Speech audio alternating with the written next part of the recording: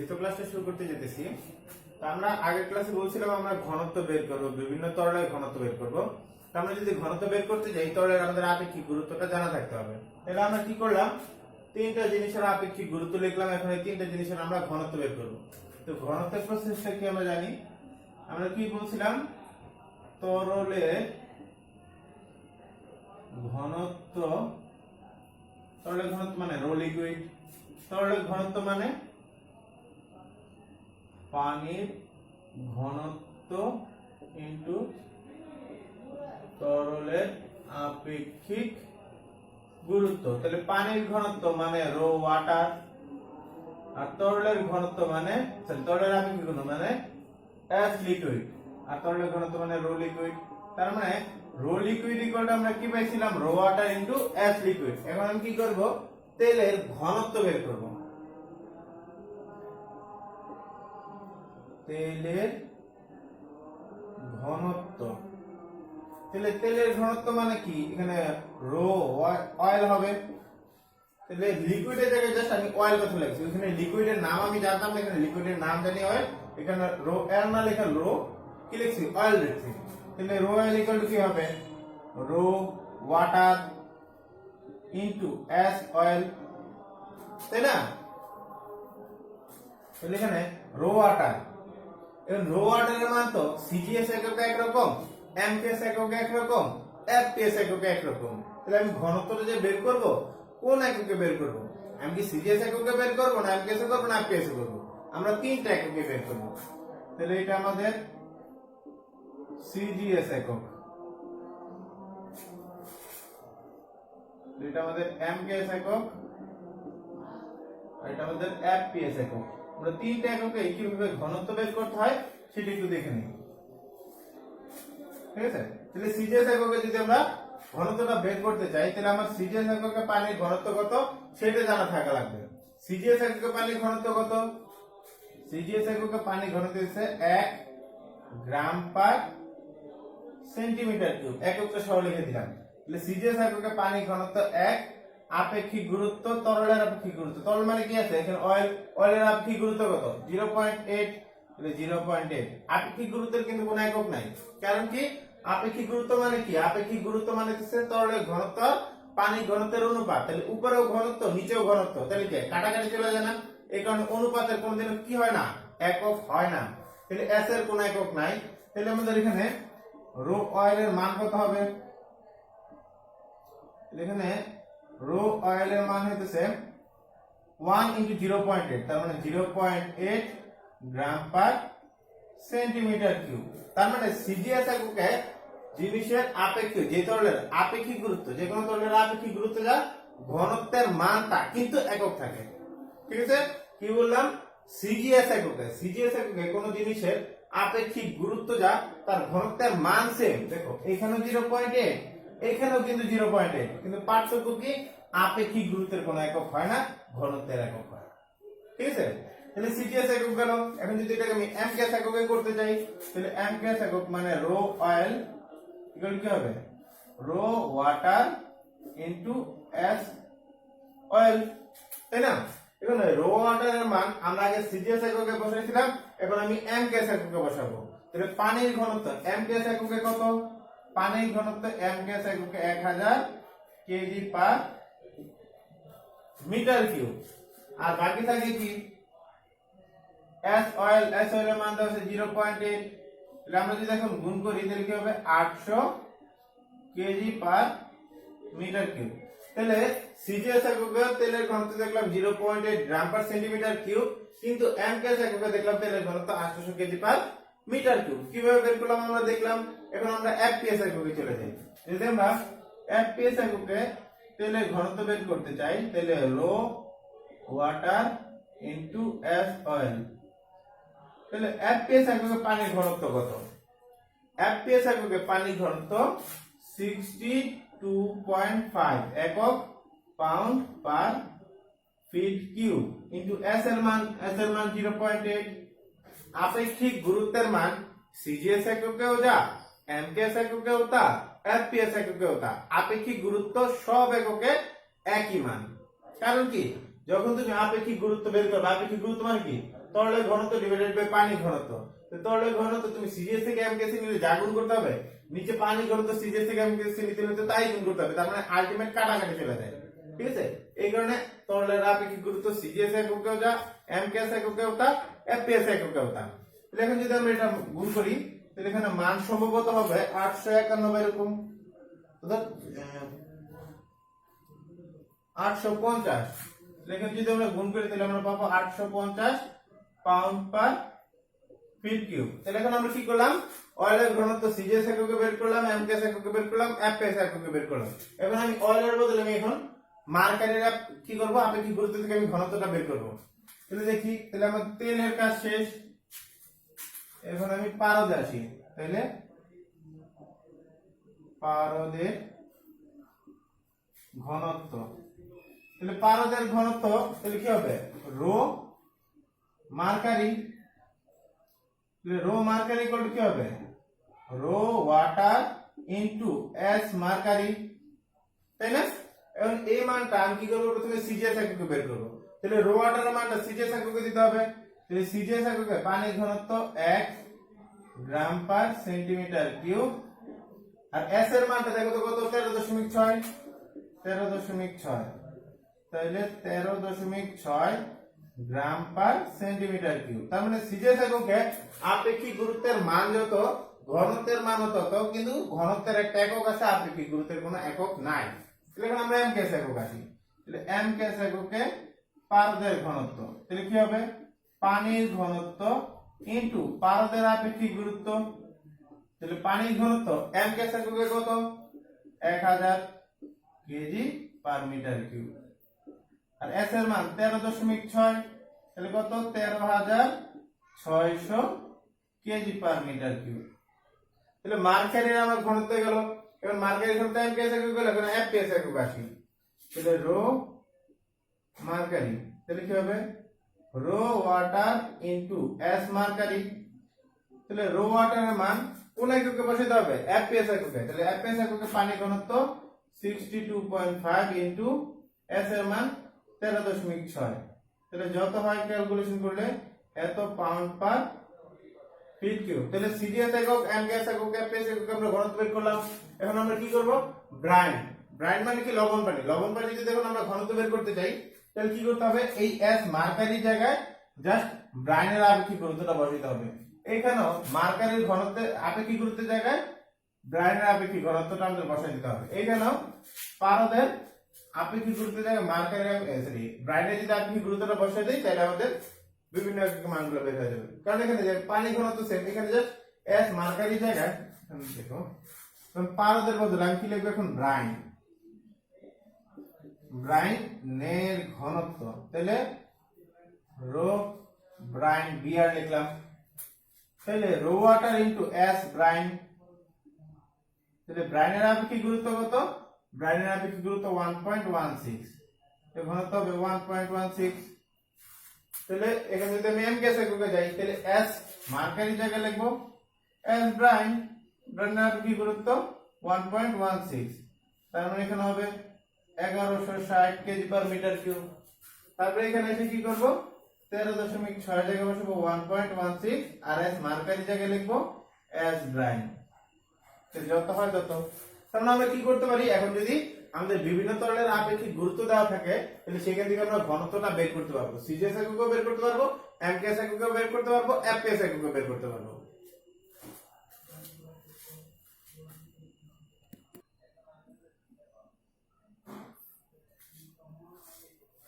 এখন আমরা পরম চাপ, বায়ুমণ্ডলীয় চাপ, গেজ চাপের মধ্যে একটা সম্পর্ক বের করবো। আমাদের কাজ কি, চাপ বের করো না, তাহলে আমরা চাপ কিভাবে বের করি সেটা বুঝতে পারছি।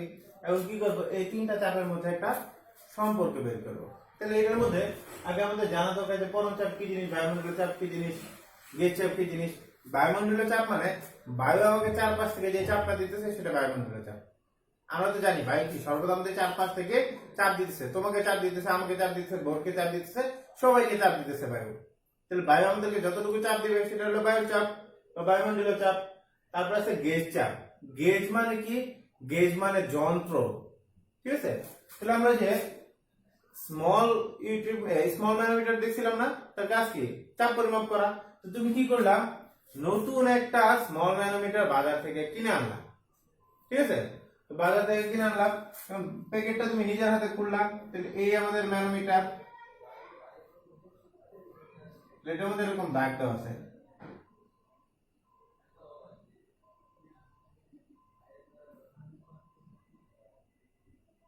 ঠিক আছে? এরকম দাগ দেওয়া আছে, এই মনে করো যে এখানে আমরা নিডল, তাহলে আমরা কি মনে করলাম, আমরা এখন কি করলাম, ওই ম্যানোমিটারটা নিয়ে আসলাম, কি ম্যানোমিটার, স্মল ম্যানোমিটার। তাহলে এটার মধ্যে কি আছে, আমাদের একটা এরকম কাটা আছে, তাই না? কাটা আছে, তাহলে আমাদের প্রথমে যখন আমি প্যাকেট থেকে খুলবো, এটা ধরো যে 0, এটা 3, এটা 6, এটা 9, ঠিক আছে? তো যখন আমি প্যাকেট থেকে খুলবো তখন এটা কাটাটা কত শো করবে বলো তো? কাটা রিডিংটা 0 শো করবে। তা আমি তো বলছিলাম অবশ্যই সে কি করতেছে, বায়ুমণ্ডল চারপাশ থেকে আমাদের চাপ দিতেছে, তোমাকে চাপ দিতেছে, আমাকে চাপ দিতেছে, এই গেজটাকে তো চাপ দিতেছে। তো গেজের মধ্যে যদি তুমি খোলো, তাহলে গেজের মধ্যে তুমি মান কিন্তু শূন্য দেখতে পারবা, গেজের মধ্যে কিন্তু মান কিন্তু বায়ুমণ্ডলের চাপটাকে কিন্তু শো করবে না। কেন করবে না, একটু পরে আসতেছি। এখন এই গেজটা ধরো যে আমি কি করলাম এখন, যে সে বায়ুমণ্ডলের চাপটাকে হিসাব করবে না কি করবে না, এটা পরে আসতেছি, এটা পরে দেখতেছি একটু পরে। এখন আমরা কি করবো, গেজ থেকে পরিমাপ করবো, চাপ পরিমাপ করবো। এই গেজটাকে আমি কি করলাম, একটা পাইপ ছিল, পাইপের মধ্যে সিঁদুর করে এই গেজটাকে মনে করে আমি প্রবেশ করাই দিলাম, এর মধ্যে যে তরল প্রবাহিত হইতেছে, কত বেগে বা কত প্রেসারে প্রবাহিত হইতেছে সেটা এই যে কাঁটাটা ঘুরবে, ঘুরে যদি 3 এর সাথে মিলে তাহলে 3 চাপ, এখানে ধরো যে প্যাসকেল লেখা আছে, তাহলে 3 দাগের সাথে মিলে 3 প্যাসকেল, 6 দাগের সাথে মিললে 6 প্যাসকেল, 9 দাগের সাথে মিললে 9 প্যাসকেল, তার মানে যে দাগের সাথে মিলবে মান তখন তত। তাহলে দেখো চাপের মান যদি বেশি হয় তাহলে সে কি করবে, ডান দিকে ঘুরবে, চাপের মান যদি কম হয় সে কি করবে, বাম দিকে উল্টা দিকে ঘুরবে।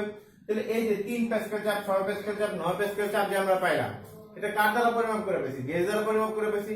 গেজ মানে কি, একটা যন্ত্র, তাহলে গেজ চাপ মানে কি, যন্ত্র দ্বারা চাপ পরিমাপ করার পর যে মানটা আমরা পাবো সেটা হবে গেজ চাপ।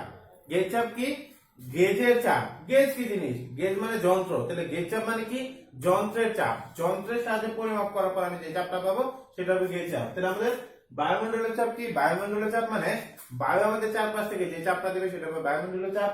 গেজ চাপ মানে আমি গেজ মানে যন্ত্র দ্বারা যে চাপটা পরিমাপ করে পাবো সেটা হবে গেজ চাপ। আর বাকি আরেকটা আছে পরম চাপ। পরম চাপ কি জিনিস, পরম চাপটা দেখছি। আচ্ছা, তোমাকে যদি এখন আমি বলি যে ডুয়েটের দূরত্ব কত, তুমি কি বলতে পারবা? কেউ বলবো হয়তো 20 মিটার, কেউ বলবো 50 মিটার, কেউ বলবো 150 মিটার, কিন্তু আমি কি বলছি, ডুয়েটের দূরত্ব কত। তাহলে কেউই কিন্তু একুরেট অ্যান্সার দিতে পারবে না, কারণ আমি তো বলে দিই যে কোথা থেকে ডুয়েটের দূরত্ব কত। আমি যদি তোমাকে বলতাম যে টটের অফিস থেকে ডুয়েটের দূরত্ব কত, তাহলে তুমি বলতে পারতাম যে 50 মিটার। যদি তোমাকে বলতাম যে চৌরাস্তা থেকে ডুয়েটের দূরত্ব কত, তাহলে তুমি বলতাম 10 কিলোমিটার। যদি বলতাম ঢাকা থেকে ডুয়েটের দূরত্ব কত, তাহলে তুমি বলতাম 45 কিলোমিটার। তাহলে আমাদের কি করতে হবে, যে কোনো জিনিস পরিমাপ করতে হলে একটা সাপেক্ষ দরকার, যে কোথা থেকে আমি পরিমাপটা শুরু করব। তাহলে দূরত্ব যখন আমরা পরিমাপ করবো তখন কি আমার একটা স্টার্টিং পয়েন্ট দরকার, যে কোথা থেকে আমি দূরত্বটা পরিমাপ করা শুরু করব। আমি কি টট থেকে ডুয়েটের দূরত্বটা পরিমাপ করা শুরু করব, নাকি জয়দেবপুর থেকে ডুয়েটের দূরত্বটা পরিমাপ করা শুরু করব, নাকি চৌরাস্তা থেকে ডুয়েটের দূরত্বটা পরিমাপ করা শুরু করব। তাহলে আমি যাই কিছু করি শুরু করার আগে আমার রেফারেন্স পয়েন্টটা জানা দরকার, কোথা থেকে আমরা শুরু করব, ঠিক আছে? তাহলে আমরা যদি চাপের পরিমাপ করতে চাই, চাপের জন্য কি আমার একটা রেফারেন্স পয়েন্ট দরকার না, যে কোথা থেকে আমরা চাপের পরিমাণটা শুরু করব। তাহলে আমরা যেখান থেকে চাপের পরিমাপটা শুরু করব সেটাকে বলা হয়েছে রেফারেন্স লাইনটাকে বলা হয়েছে পরম শূন্য লাইন। এই পরম শূন্য লাইনকে রেফারেন্স ধরে আমরা যে চাপের পরিমাপ করব তাকে বলছি আমরা পরম চাপ। কি বললাম, এই পরম শূন্য চাপকে রেফারেন্স, পরম শূন্য লাইনকে রেফারেন্স ধরে আমরা যে চাপের পরিমাপটা করব সেটা হবে পরম চাপ। আচ্ছা, তাহলে কি বলছি, এটা আমাদের একটা রেফারেন্স লাইন, এই লাইন থেকে আমরা চাপের পরিমাপ করা শুরু করব। এই রেফারেন্স লাইন উপরে যা কিছু আছে সবগুলো আমাদের চাপ, ঠিক আছে? তাহলে পরম শূন্য লাইন, পরম শূন্য লাইন এটাকে কেন বলা হয় পরম শূন্য? পরম শূন্য বলা হয় কারণ এখানে কোনো চাপের মান নাই, জিরো, এখানে চাপের মান শূন্য। এটাকে ইংরেজিতে বলা হয় অ্যাবসলিউট ভ্যাকুয়াম। অ্যাবসলিউট ভ্যাকুয়াম বলা হয়েছে মানে এখানে কোনো প্রকারের চাপ নাই, পুরো ভ্যাকুয়াম, পুরো শূন্যতা, চাপের পরিমাণ শূন্য। তাহলে এটাকে পরম শূন্য লাইনও বলা হয়, এটাকে কি বলা হয়, অ্যাবসলিউট ভ্যাকুয়ামও বলা হয়, আবার এটাকে বলা হয় স্থির ডেটাম লাইন।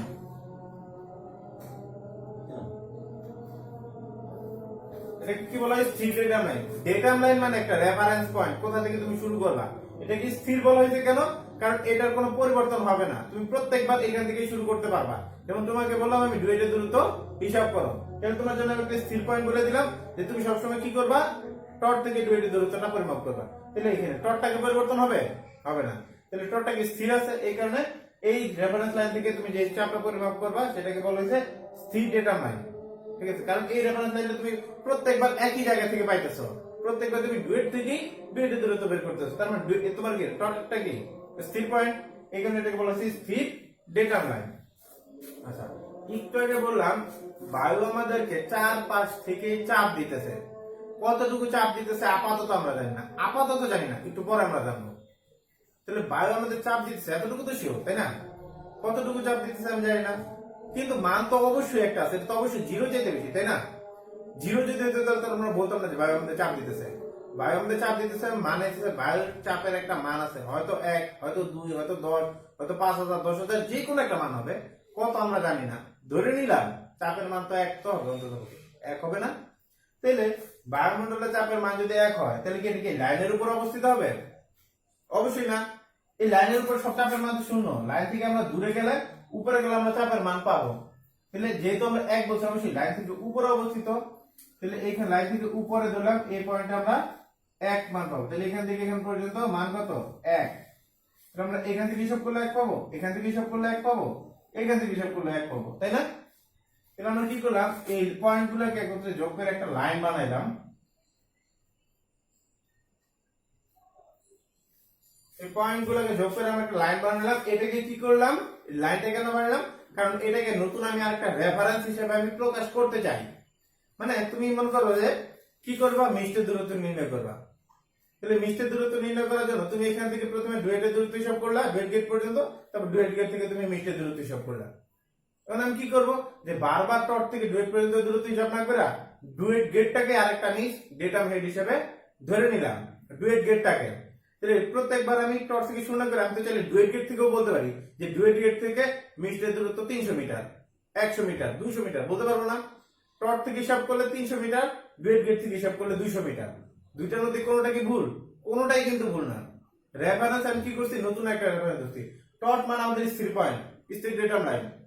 আর এই যেটা আছে এটা আমি কি নতুন একটা ডেটাম লাইন ধরছি, নতুন একটা ডেটাম লাইন ধরছি যাতে আমার পরিমাপ করতে যাতে সুবিধা হয়।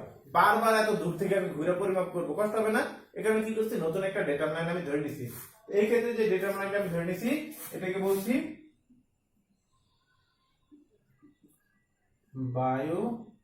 বায়ুমণ্ডলীয়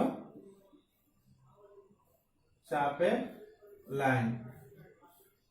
ঠিক আছে, তো বায়ুমণ্ডলীয় চাপের মান কত, আমি চাপের মান জানি না, আমি ধরে নিছি চাপের মান 1 তোমাদের বোঝানোর জন্য এখন। ঠিক আছে, তো বায়ুমণ্ডলীয় চাপের মান, এটা হলো বায়ুমণ্ডলীয় চাপের লাইন। তাহলে এখান থেকে এখন পর্যন্ত এই যে চাপটুকু আমি পরিমাপ করছি, এই চাপটুকু কার, চাপটুকু হলো বায়ুমণ্ডলীয় চাপের মান। এটা হলো বায়ুমণ্ডলীয় চাপ।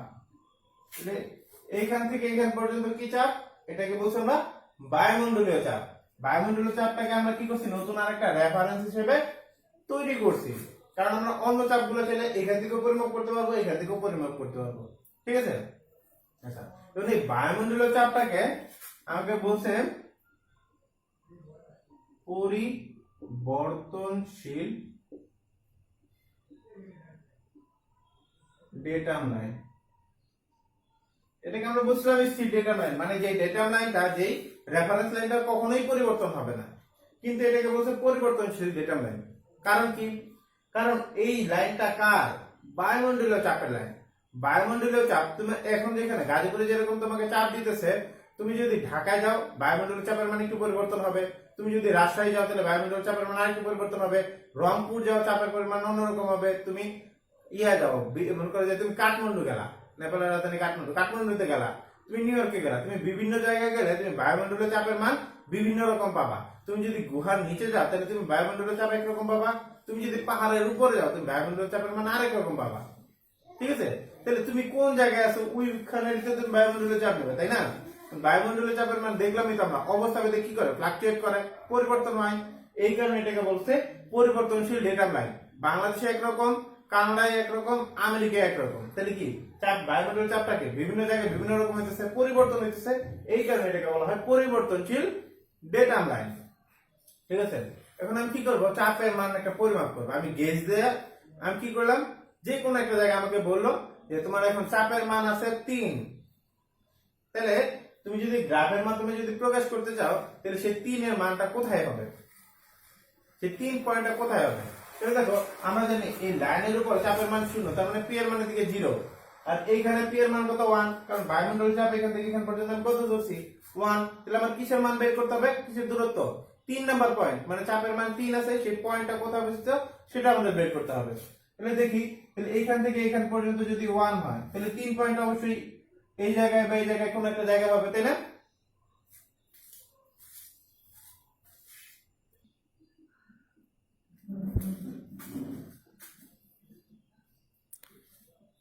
সরি, আমরা এখন কি বলছিলাম, যে আমাকে বললো যে চাপের মান আছে 3, সেই চাপের মান 3 কোন জায়গায় অবস্থিত হবে সেটা তুমি বের করে দাও। তাহলে আমরা ধরছিলাম বায়ুমণ্ডলের চাপের মান 1 ধরে নিয়েছিলাম, কত সেটা কিন্তু জানি না, তোমাদের বোঝানোর জন্য বলছিলাম যে বায়ুমণ্ডলের চাপের মান 1। তাহলে আমাকে বললো চাপের মান 3, তাহলে 3 পয়েন্ট অবশ্যই এখানে হবে, এটা নাম দিলাম ধরো এ। তাহলে 3 কোথা থেকে হিসাব করছি আমি, এই যে আমাদের এ পয়েন্ট, একটা পয়েন্ট ধরলাম যেটা বায়ুমণ্ডলের চাপের উপরে, এটা মান ধরছি 3। তাহলে এখান থেকে এখান পর্যন্ত কি 3, যেহেতু এখান থেকে এখান পর্যন্ত 1, তাহলে এখান থেকে 3 পয়েন্ট এখানে হবে, হয়তো বা একটু উপরে হবে, উপরেই তো হবে, এইখানে হোক বা এখানে হোক বা এখানে হোক, বায়ুমণ্ডলের চাপের উপরেই তো হবে, তাই না? আচ্ছা, এখন আমার কাজ হচ্ছে এই যে এ পয়েন্টের চাপ, এটার পরিমাপ করা। এখানে আমি 3 নাম্বার মানে 3 চাপ না বলে যদি আমরা বলতাম যে চাপের পরিমাণ, চাপের পয়েন্টটা এইখানে অবস্থিত, বায়ুমণ্ডলের চাপের উপরে অবস্থিত, কিন্তু চাপের মানটা কত সেটা তোমরা বের করো, বা কোনটাকে তুমি কিভাবে পরিমাপ করবে একটু বলো তুমি যদি বলতাম। তাহলে দেখো আমাদের কাজ কি, এই এ পয়েন্টের চাপটা পরিমাপ করা। তাহলে চাপ পরিমাপ করার জন্য আমাদের রেফারেন্স লাইন দরকার, যেমন দৈর্ঘ্য পরিমাপ করার জন্য আমাদের রেফারেন্স লাইন দরকার ছিল, যে আমরা কি টপ থেকে পরিমাপ করব, নাকি ডুয়েট গেট থেকে পরিমাপ করব, নাকি চৌরাস্তা থেকে পরিমাপ করব, আমাদের রেফারেন্স লাইন দরকার ছিল না? অবশ্যই দরকার ছিল। এখন আমি কি করব, এ পয়েন্টের আমি চাপের পরিমাপ করব। তাহলে এ পয়েন্টের চাপের পরিমাপ করতে হলে আমার রেফারেন্স লাইন দরকার। আমি কি পরম চিহ্ন লাইনকে রেফারেন্স ধরে করব, নাকি বায়ুমণ্ডলের চাপকে রেফারেন্স ধরে আমি পরিমাপ করব? আমি যে কোনো দুটো থেকে যে কোনো একটা নিয়ে পরিমাপ করলেই হলো। আমি যদি এখন এই পরম শূন্য লাইনকে রেফারেন্স ধরে যদি আমি এ পয়েন্টে যদি চাপ পরিমাপ করি, তাহলে এ পয়েন্টের যে চাপটা পাবো, কোথা থেকে আমি রেফারেন্স ধরছি, যে পরম শূন্য লাইনকে রেফারেন্স ধরে আমি কি করছি, এ পয়েন্টের আমি চাপ নির্ণয় করব। তাহলে পরম শূন্য লাইনকে রেফারেন্স ধরে যে চাপটা পরিমাপ করা হয় তাকে বলা হয় পরম চাপ। তাহলে আমাদের এ পয়েন্ট, আমাদের পরম শূন্য লাইন থেকে এ পয়েন্টের চাপ যেটা আমরা পরিমাপ করছি সেটা হচ্ছে পরম চাপ। আর সবসময় যে আমার পরম শূন্য লাইনকে রেফারেন্স ধরতে হবে তার তো কোনো কথা নাই। আমি কি করছি, নতুন করে একটা রেফারেন্স লাইন বানাইছি না, বায়ুমণ্ডলীয় চাপের লাইন। আমি চাইলে তো বায়ুমণ্ডলীয় চাপের লাইন থেকে তো আমরা রেফারেন্সটা ধরতে পারি না? তাহলে বায়ুমণ্ডলীয় চাপ থেকে যদি আমি এ পয়েন্টের চাপটা পরিমাপ করি, তাহলে সেটাকে বলা হবে গেজ চাপ। ঠিক আছে? আমি কি বললাম, যে আমাদের এ পয়েন্টের চাপ পরিমাপ করতে হবে। প্রশ্ন ধরো যে আমাকে বললো, কোনো মান টান বললো না, 1 3 এগুলো কিছু বললো না, সব 1 3 বলে দাও। প্রশ্ন বললো যে আমার এ পয়েন্টে চাপ নির্ণয় করতে হবে, এ পয়েন্টটা বায়ুমণ্ডলীয় চাপের উপরে অবস্থিত। ঠিক আছে?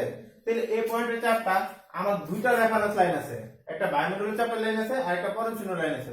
তাহলে দুইটা রেফারেন্স লাইন থেকে আমি এ পয়েন্টের চাপটা পরিমাপ করতে পারি। আমরা যদি পরম শূন্য লাইন থেকে রেফারেন্স ধরে যদি এ পয়েন্টের চাপ পরিমাপ করি, তাহলে সেটাকে বলবো আমরা পরম চাপ। পরম শূন্য লাইনের জন্য পরম চাপ। আর বায়ুমণ্ডলীয় চাপকে রেফারেন্স ধরে যদি আমরা কোনো চাপ পরিমাপ করি সেটাকে আমরা বলবো গেজ চাপ। গেজ চাপ আমরা কেন বলবো, কারণ এই যে আমাদের যে গেজটা ছিল, এখানে এরকম দাগ দাগ দেওয়া ছিল না, এই যে আমাদের গেজ ছিল, সে কিন্তু বায়ুমণ্ডলীয় চাপটা হিসাব করে নাই। আমরা বলছিলাম যে নতুন আমি যদি একটা খুলি, ম্যানোমিটার খুলি, স্মল ম্যানোমিটার, তাহলে দেখবো কত রিডিং, কিন্তু সে দেখাইতেছে 0। কিন্তু আমি বলছিলাম বায়ুমণ্ডল তাকে চাপ দিতেছে, বায়ুমণ্ডল তোমাকে চাপ দিতেছে, আমাকে চাপ দিতেছে, স্মল ম্যানোমিটারটাকে চাপ দিতেছে। তাহলে এই স্মল ম্যানোমিটারটাকে যদি চাপ দেয়, তাহলে স্মল ম্যানোমিটার তো মান তো দেখানোর কথা, বায়ুমণ্ডলের চাপের মান তো অবশ্যই তো 0 না, জিরোর চেয়ে একটু হলেও তো বেশি, 1 2 3 কিছু তো একটা মান হবে। তাহলে ম্যানোমিটারের মানটা জিরো কেন দেখাইতেছে স্মল ম্যানোমিটারের মান? তার মানে কি আমি যে টাকা দিয়ে যে জিনিসটা কিনে নিয়ে আসলাম সেটা কি নষ্ট একটা জিনিস? সেটা কিন্তু নষ্ট না, যন্ত্রটা কিন্তু ঠিক আছে। এখন কথা হলো যন্ত্রটা যদি ঠিক থাকে তাহলে বায়ুমণ্ডল তো তাকে চাপ দিতেছে, সেই চাপটা কেন পরিমাপ করতেছে না? তার মানে এই যে আমার যন্ত্রটা আছে তার ভিতরে মেকানিজম এইরকম ভাবে তৈরি করে দেওয়া, সে কি করবে বায়ুমণ্ডলের চাপটাকে হিসাবে আনবে না। বায়ুমণ্ডলের চাপ থেকে যতটুকু চাপ বেশি অথবা বায়ুমণ্ডলের চাপ থেকে যতটুকু চাপ কম, সে বেশি অথবা কম চাপটাকে সে পরিমাপ করবে, বায়ুমণ্ডলের চাপটাকে হিসাবে আনবে না। তার মানে এই গেজের জন্য রেফারেন্স লাইন বায়ুমণ্ডলীয় চাপ। কি বললাম? এই যে আমরা যত সকল গেজ ব্যবহার করি, গেজের কাজ কি? পরিমাপ করা। এখন যদি এটা প্রেসার গেজ হয় তাহলে সে চাপ পরিমাপ করবে, তাহলে ওরও তো একটা রেফারেন্স লাইন দরকার। যে কোনো জিনিস তুমি পরিমাপ করতে চাও না কেন, তোমার কি রেফারেন্স লাইনের দরকার হবে না? অবশ্যই দরকার হবে। কিন্তু গেজ যদি পরিমাপ করতে চায় ওর তো রেফারেন্স লাইন দরকার। তাহলে ওর রেফারেন্স লাইন কোনটা? ওর রেফারেন্স লাইন হচ্ছে বায়ুমণ্ডলীয় চাপ। বায়ুমণ্ডলীয় চাপ থেকে যতটুকু চাপ বেশি অথবা বায়ুমণ্ডলীয় চাপ থেকে যতটুকু চাপ কম, সেই বেশি অথবা কম চাপটা সে পরিমাপ করবে। ঠিক আছে? এই কারণে বায়ুমণ্ডলীয় চাপ থেকে রেফারেন্স হচ্ছে গেজ। তাহলে বায়ুমণ্ডলীয় চাপ থেকে যে চাপটা পরিমাপ করবে সেটাকে আমরা বলছি গেজ চাপ, কারণ বায়ুমণ্ডলীয় চাপটাকে রেফারেন্স ধরে কে চাপ পরিমাপ করবে? এই গেজটা পরিমাপ করবে। তাহলে গেজ দ্বারা যে চাপ পাবো তাকে আমরা কি চাপ বলবো? গেজ চাপ বলবো। এই কারণে এটাকে বলা হয়েছে গেজ চাপ। এখন কথা হইতেছে আমার সবসময় কি পয়েন্টটা বায়ুমণ্ডলীয় চাপের উপর হবে এমন কোনো কথা আছে? এটা আমরা এ পয়েন্ট ধরছি, এই পয়েন্ট যে সবসময় বায়ুমণ্ডলের উপর হবে তার কোনো কথা আছে? আমার তো এমন কোনো চাপ হইতে পারে যে চাপের মান মনে করি যে বায়ুমণ্ডলের চাপের নিচে, এটাকে ধরলাম আমি বি। ধরো এইখানে পয়েন্ট আমার এখানে আছে বি, ঠিক আছে? এখন আমি বি পয়েন্টে চাপ পরিমাপ করব।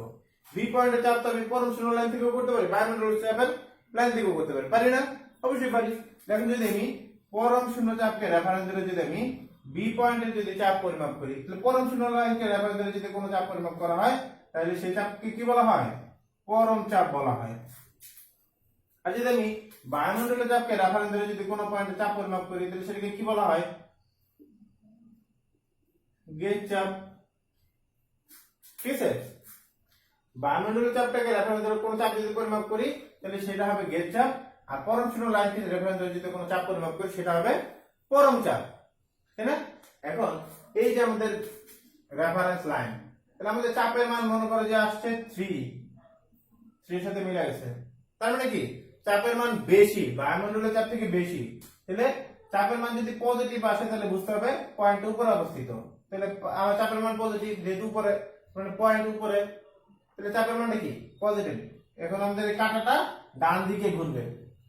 আর এই অবস্থায় দেখো তো কি বায়ুমণ্ডলের চাপের নিচে আসছে না, তার মানে আমার উল্টা দিকে যেতে হবে। তখন কাঁটাটা কি করবে? এন্টি ক্লকওয়াইজ ঘুরবে। তাহলে আমাদের এইখানে যে গেজের মানটা, তো গেজ চাপের মানটা পাবো, সেই গেজ চাপের মানটা কিন্তু নেগেটিভ, কারণ এই রেফারেন্স লাইনের উপরে চাপগুলোকে বলছি পজিটিভ চাপ, নিচের চাপগুলোকে বলছি আমরা নেগেটিভ চাপ। তাহলে আমাদের রেফারেন্স লাইনের নিচে অবস্থিত না? অবশ্যই নিচে অবস্থিত। তাহলে এইখানে যে গেজ চাপটা পাবো সেটা আমাদের নেগেটিভ গেজ চাপ।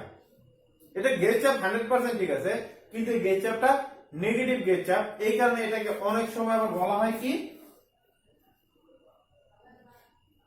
ভ্যাকুয়াম চাপ। ঠিক আছে? তাহলে এখন আমাদের আরেকটা কাজ করতে হবে, এ পয়েন্টের চাপ বি পয়েন্টের চাপটা আমি কিছু বাংলায় লিখবো। দেখি এখানে কি লেখা যায়, বাংলা যদি লিখে দিলে কি হয়। আচ্ছা, এখন যদি দেখি আমি এইখান থেকে এইখান পর্যন্ত এই এতটুকু চাপটা আমি কি বলছি? পরম চাপ বলছি না? তাহলে আমি এ পয়েন্টের জন্য, এ পয়েন্টের জন্য, এ পয়েন্টের জন্য, তাহলে দেখো তো এ পয়েন্টের জন্য এই পরম চাপ ইকুয়াল টু কি লেখা যাবে? বায়ুমণ্ডলীয় চাপ যোগ গেজ চাপ লেখা যাবে না? টোটালটা মানে কি? এই অর্ধেকটুকু প্লাস এই অর্ধেকটুকু, তার মানে পরম চাপ। পরম চাপ মানে কি? টোটালটা। তাহলে এই টোটালটা মানে কি? এই অর্ধেকটুকু প্লাস এই অর্ধেকটুকু। তাহলে এই অর্ধেকটুকু মান তো বায়ুমণ্ডলীয় চাপ, তাহলে এই অর্ধেকটুকুর মান কি? গেজ চাপ। তাহলে পরম চাপ ইকুয়াল টু বায়ুমণ্ডলীয় চাপ যোগ গেজ চাপ। ঠিক আছে? এখন দেখি বি পয়েন্টের জন্য কি হয়। বি পয়েন্টের জন্য তাহলে বি পয়েন্টের জন্য দেখো তো এইখান থেকে এখান পর্যন্ত এতটুকু মান কি, এই দেখো এখান থেকে এখান পর্যন্ত এতটুকু মান কি, বায়ুমণ্ডলীয় চাপ। তাহলে বায়ুমণ্ডলীয় চাপ কি লেখা যাবে, এই এতটুকু মানে পরম চাপ, আর এই এতটুকু মানে গেজ চাপ। তাহলে টোটালটা মানে কি, এই অর্ধেকটুকু প্লাস এই অর্ধেকটুকু, টোটালটা মানে বায়ুমণ্ডলীয় চাপ, এই অর্ধেকটুকু মানে গেজ চাপ, এই অর্ধেকটুকু মানে পরম চাপ। তাহলে এই ক্ষেত্রে আমরা লিখতে পারি বায়ুমণ্ডলীয় চাপ ইকুয়াল টু পরম চাপ যোগ গেজ চাপ। তাহলে এখান থেকে দেখো লেখা যায় কি আবার, পরম চাপ ইকুয়াল টু বায়ুমণ্ডলীয় চাপ মাইনাস গেজ চাপ। তার মানে পরম চাপ ইকুয়াল টু অনেক সময় হয় বায়ুমণ্ডলীয় চাপ যোগ গেজ চাপ, আবার অনেক সময় হয় বায়ুমণ্ডলীয় চাপ মাইনাস গেজ চাপ। একবার প্লাস গেজ চাপ হয়, একবার মাইনাস গেজ চাপ হয়। প্লাস কখন হয়, যখন চাপের মানটা বায়ুমণ্ডলীয় চাপের থেকে বেশি হয়, আমাদের পয়েন্টটা বায়ুমণ্ডলীয় চাপের উপরে হয়। আর নেগেটিভ কখন হয়, যখন বায়ুমণ্ডলীয় চাপের নিচে পয়েন্টটা অবস্থিত হয়। তাহলে আমরা কখন কি বসাবো, আমরা যদি গ্রাফটা বুঝি তাহলে এইগুলো আমাদের কাছে কোনো বিষয়ই না। তাহলে আমাদের গ্রাফটা ভালো করে বুঝতে হবে। আমার মনে হয় যে গ্রাফটা ভালো করে বোঝা গেছে। যদি কারো কোনো সমস্যা থাকে গ্রাফ নিয়ে পরে আমাকে কমেন্ট সেকশনে জানাবেন।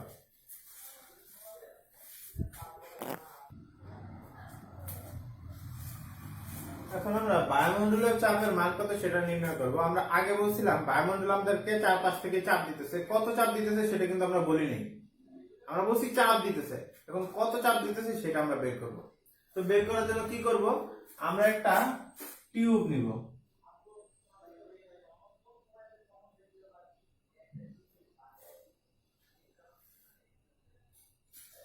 আমরা এরকম টিউব একটা নিব, টিউবের মধ্যে এরকম দাগ দেওয়া আছে, ঠিক আছে। এখানে 0, এখানে 50, এখানে 100, 100 সেন্টিমিটার লম্বা আমি একটা কি করছি, কাচের টিউব নিছি। কাচের টিউব নেওয়া আমি সম্পূর্ণটা পারদ দ্বারা আমি ভর্তি করছি।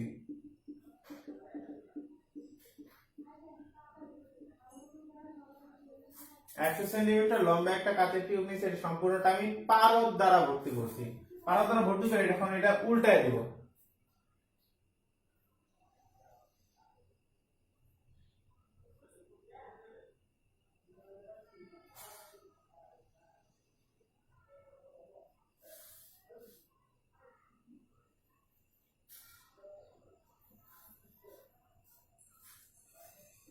এখন যদি এটা আমি উল্টায় দিই তাহলে আমার পারদ দামি জিনিস পড়ে যাবে না, সব পড়ে যাবে। এই কারণে কি করলাম, আমাদের এখানে একটা পাত্র আছে, পাত্রের মধ্যেও পারদ আগে থাকে, আগে থেকে মনে করে ভর্তি করা আছে। তখন কি করব, এই মাথাটা পারদের মধ্যে হালকা ভাবে আমি ডুবাই দেবো, হালকা ভাবে ডুবাই দেবো। তাহলে এটার মধ্যে আমাদের পারদ আছে। কতটুকু উচ্চতা পর্যন্ত পারদ আছে, এই 100 সেন্টিমিটার উচ্চতা পর্যন্ত পারদ আছে। যখন আমি এটা উল্টা করে রেখে দিব তখন কি হবে, দেখা যাবে এখান থেকে কিছু পারদ বাইরে বের হয়ে দিতেছে। কেন বের হবে, নরমালি তো বের হবে এটা আমরা জানি, কিন্তু এখন তোমাকে যদি আমি জিজ্ঞাসা করি যে তরলটা কেন বের হবে, বের হবে মানে কি, তরলটা প্রবাহিত হবে না, তরলটা উপর থেকে বাইরের দিকে বের হয়ে যেতেছে মানে কি, তরলটা প্রবাহিত হইতেছে। তো তরল প্রবাহিত হওয়ার শর্ত কি বলতো, তোমাদেরকে বলছিলাম আগের ভিডিওতে যে তরল প্রবাহিত হওয়ার একমাত্র শর্ত হচ্ছে চাপের পার্থক্য থাকতে হবে। এক পয়েন্টে চাপের মান বেশি, আরেক পয়েন্টে চাপের মান কম। যেমন দেখো আমি এটা কি করছি, এখানে যে প্লেটটা রাখছি, প্লেটের মধ্যে পারদ রাখছিলাম, প্লেটের উপর প্রান্ত কি খোলা না, আমরা বলছি বায়ুমণ্ডল আমাদের চারপাশ থেকে চাপ দিতেছে। এখান থেকে চাপ দিতেছে, এখান থেকে চাপ দিতেছে, এখানেও চাপ দিতেছে, এখানেও চাপ দিতেছে, এইখানেও চাপ দিতেছে, আবার এইখানেও কিন্তু চাপ দিতেছে, তাই না। নিচে থেকে চাপ দিতে পারতেছে না কারণ আমি টেবিলের উপর রাখছি, ঠিক আছে।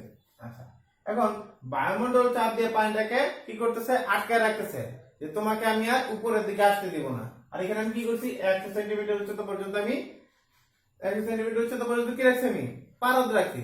তো পারদের যেহেতু উচ্চতা আছে, P = H/GS, আমরা জানি যদি উচ্চতা থাকে উচ্চতার জন্য অবশ্যই চাপ পাওয়া যাবে, তাই না। তাহলে পারদের 100 সেন্টিমিটার পর্যন্ত উচ্চতা আছে, তার মানে এখানে পারদের জন্য আমি একটা চাপ পাবো। তাহলে কি করতেছে, বায়ুমণ্ডল এই পারদটাকে ধাক্কা দিয়ে উপর থেকে ধাক্কা দিয়ে ধরে রাখছে যে তোমার লেভেলটাকে আমি আর উপরের দিকে উঠতে দেব না। আর এখানে 1 সেন্টিমিটার উচ্চতার জন্য পারদে যে চাপ হবে সে বলতেছে কি যে না আমি উপর থেকে নিচে নেমে এই লেভেলটাকে বাড়ায় দিব।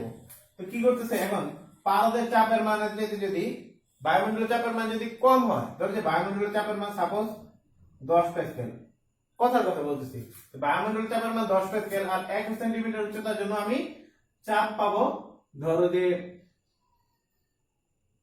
15 প্যাসকেল। তাহলে কি এখানে পারদের জন্য কি চাপের মান বেশি না? তাহলে যার চাপের মান বেশি সে কি করবে, যার চাপের মান কম তার দিকে তরলটাকে প্রবাহিত করবে। তাহলে তরলটাকে প্রবাহিত করলো, তাহলে কিছু পরিমাণ তরল কি হয়ে যাবে, এখান থেকে বের হয়ে যাবে না? অবশ্যই বের হয়ে যাবে। তো তরল এখান থেকে যদি বের হয়ে যায় তার মানে এখানে কি তরলটা একটু বেড়ে গেল, এখানে তরলটা একটু বেড়ে গেল। তো আমাদের এইখান থেকে তো তরলটা কমে গেছে। আগে যে আমি 15 প্যাসকেল চাপ পাইছিলাম, কার জন্য পাইছিলাম? উচ্চতা ছিল 100 সেন্টিমিটার, এই কারণে আমি 15 প্যাসকেল চাপ পাইছিলাম। এখন উচ্চতা তো আমার কমে গেছে, এখন হচ্ছে তো 90 প্যাসকেল, সরি 90 সেন্টিমিটার। আমার 90 সেন্টিমিটার এখন উচ্চতা, এখন কি আমি 15 প্যাসকেল চাপ পাবো? পাবো না। তাহলে এখন যেহেতু উচ্চতা কমে গেছে, তাহলে ধরো যে চাপের মান আছে 13 প্যাসকেল। তার মানে এখন আমার এই 90 সেন্টিমিটার উচ্চতার জন্য পারদে যা চাপ পাবো সেই চাপটা কি বায়ুমণ্ডলের চাপের চাইতে বেশি। বায়ুমণ্ডলের চাপের মান যা আছে, বায়ুমণ্ডলের চাপের মান তো ফিক্সড, বায়ুমণ্ডলের চাপের মান তো চেঞ্জ হইতেছে না। তাহলে ওর এখন চাপের মান আছে 13 প্যাসকেল, ওর চাপের মান আছে 10 প্যাসকেল। বায়ুমণ্ডল কিন্তু এখনো চেষ্টা করতেছে পারদটাকে আটকে রাখার, কিন্তু বায়ুমণ্ডল কি পারতেছে? পারতেছে না। কারণ কি এই যে পারদের চাপের পরিমাণ বেশি, পারদ কি করবে বেশি চাপ থেকে কম চাপের দিকে আরো কিছু তরলটাকে প্রবাহিত করবে। আরো কিছু তরল যদি প্রবাহিত করে তাহলে লেভেল আরেকটু কমে যাবে, আরেকটু কমে ধরো হইলো 80 সেন্টিমিটার। ঠিক আছে, যখন 80 সেন্টিমিটার হয়েছে তখন চাপের মান হয়েছে 11 প্যাসকেল। এখান থেকে কিছু তরল বের হয়ে গেছে, এখানে আরেকটু তরল বের হয়ে গেছে। তো বায়ুমণ্ডল চেষ্টা করছিল পারদটাকে ধাক্কা দিয়ে আটকে রাখার, কিন্তু বায়ুমণ্ডল কিন্তু পারে নাই। কেন পারে নাই? কারণ বায়ুমণ্ডলের চাপের মান ছিল কম। এখনো দেখতেছি যে পারদের চাপের পরিমাণ বেশি, বায়ুমণ্ডলের চাপের পরিমাণ কম। তাহলে কি হবে, বেশি থেকে কমের দিকে আরো কিছু তরল প্রবাহিত হবে। তাহলে এখান থেকে আরেকটু ফাঁকা হয়ে ধরো এখন হয়েছে 76 সেন্টিমিটার। তো যখন 76 সেন্টিমিটার হয়েছে তখন চাপের পরিমাণ করে দেখা যাবে যে এখানে হয়েছে 10 প্যাসকেল। ঠিক আছে, তাহলে এখন পারদ কি করতেছে, পারদটাকে নিচে প্রবাহিত করার জন্য 76 প্যাসকেল চাপ দিতেছে, আর বায়ুমণ্ডল কি করতেছে 76 প্যাসকেল, সরি 10 প্যাসকেল আর কি। যখন উচ্চতা 76 সেন্টিমিটার তখন পারদ কি করতেছে 10 প্যাসকেল চাপ নিচে দিতেছে পারদটাকে টিউব থেকে বাইরে বের করে দেওয়ার জন্য। আর এখানে বায়ুমণ্ডল কি করতেছে 10 প্যাসকেল চাপ দিয়া আটকে রাখছে যে না আর আমি তোমাকে উপর আসতে দেব না।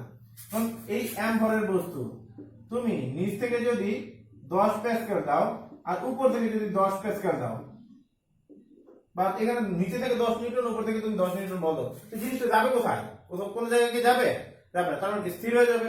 সেম জিনিস তরলটাকে উপরে উঠানোর জন্য পারদ 10 প্যাসকেল চাপ দিতেছে, আর বায়ুমণ্ডলটা কি করছে তরলটাকে আটকে রাখার জন্য 10 প্যাসকেল চাপ দিতেছে। তার মানে কি হবে দেখা যাবে যে যখন 76 সেন্টিমিটার পারদ থাকবে এরপর পারদটা টিউব থেকে নিচে নামতেছে না। নিচে নামতেছে না মানে কি, তখন বোঝা গেছে যে বায়ুমণ্ডল পারদটাকে যত বলে আটকে রাখছে পারদ নিচে ততটুকু বল দিতেছে। দুজনের বলের মান, দুজনের চাপের মান সেম হয়ে গেছে, চাপের এখন আর পার্থক্য নাই। এই কারণে কি হচ্ছে 76 সেন্টিমিটারে আসার পরে পারদটা নিচের দিকে নামতেছে না, পারদটা স্টিল একদম স্থির হয়ে গেছে, পারদটা নিচের দিকে নামতেছে না। তার মানে আমি বলতে পারি এই 76 সেন্টিমিটার উচ্চতার পারদের জন্য যতটুকু চাপ পাওয়া যাবে ততটুকু চাপ বায়ুমণ্ডলের চাপের সমান। কারণ দুজনের চাপের পরিমাণ যদি সমান না হইতো আরো কিছু পারদ বাইরের দিকে বের হয়ে যেত। আমরা যদি টিউব নেই যদি এরকম উল্টো করে দেখি তখন দেখবো যে 76 সেন্টিমিটার পর্যন্ত পারদটা নিচের দিকে নামছে, মানে উপরের অংশ এতটুকু ফাঁকা হয়েছে 76 দাগের সাথে আইসা মিলা যাবে, আর বাইরে বের হবে না, পারদটা এই টিউবের বাইরে আর বের হবে না। তাহলে আমরা বলতে পারি 76 সেন্টিমিটার উচ্চতার পারদের জন্য যতটুকু চাপে পাবো সেই চাপটা বায়ুমণ্ডলীয় চাপের সমান। এই কারণে বলা হয় কি, এই কারণে বলা হয় পি অ্যাটমসফেরিক, মানে বায়ুমণ্ডলীয় চাপ 76 সেন্টিমিটার অফ মার্কারি। তাহলে বায়ুমণ্ডলীয় চাপের মান 76 সেন্টিমিটার উচ্চতার পারদের চাপের মানের সমান, তাই না? দুজনের চাপের মান সমান হিসেবে দেখি তো তরলটা স্থির হয়েছে, না তো স্থির হইতো না। এখানে আমরা কি বলা যে বায়ুমণ্ডলীয় চাপের মান 76 সেন্টিমিটার পারদ স্তম্ভের সমান। এই যে বায়ুমণ্ডলীয় চাপের মান, বায়ুমণ্ডলীয় চাপের মান কি করছে, আমরা একটা তরলের উচ্চতায় প্রকাশ করছি। ঠিক আছে। এবং এটাকে যদি আমি চাপের এককে যদি নিতে চাই তাহলে কি করতে হবে, পি অ্যাটমসফেরিক, এটাকে চাপের এককে নিতে গেলে এইচ রো জিএস, রো এর মান ওয়াটার, এস এর মান লিখতে হবে মার্কারি, তাহলে এইচ এর মান আমরা বসাই দিই 76 সেন্টিমিটার, রো এর মান পানির ঘনত্ব সিজিএস এককে 1, জি এর মান 980, এস এর মান 13.6, যা হয় এত ডাইন পার সেন্টিমিটার স্কয়ার। তাহলে এটা চাপের একক, আর এটা একটা তরলের উচ্চতায়। ঠিক আছে, তাহলে বায়ুমণ্ডলীয় চাপের মান কত সেটা আমরা এখন বুঝতে পারলাম। এখন বায়ুমণ্ডলীয় চাপের মান যদি পারদের বদলে এই টিউবের মধ্যে যদি অন্য কোনো তরল রাখতাম তাহলে দেখা যেত উচ্চতা অনেক বেশি হয়ে যেত। পারদটা সবচাইতে ভারী, পারদটা সবচাইতে ভারী আমরা কিভাবে বুঝলাম, আপেক্ষিক গুরুত্ব দ্বারা। আপেক্ষিক গুরুত্ব দ্বারা বোঝায় একটা তরল পানির চাইতে কত গুণ হালকা অথবা পানির চাইতে কত গুণ ভারী। পারদের আপেক্ষিক গুরুত্ব 13.6 মানে পারদ পানির চাইতে 13.6 গুণ ভারী। ঠিক আছে, এই জিনিসটা ভারী, তাহলে এটার কি হবে, চাপের পরিমাণ বেশি হবে কম উচ্চতায়। এখানে কি করেছে, এখানে অন্য কোনো তরল ব্যবহার না করে পারদটা ব্যবহার করেছে, যাতে আমি কম মানে ছোট একটা টিউব নেই চাপের মানটা পরিমাপ করতে পারি। ধন্যবাদ।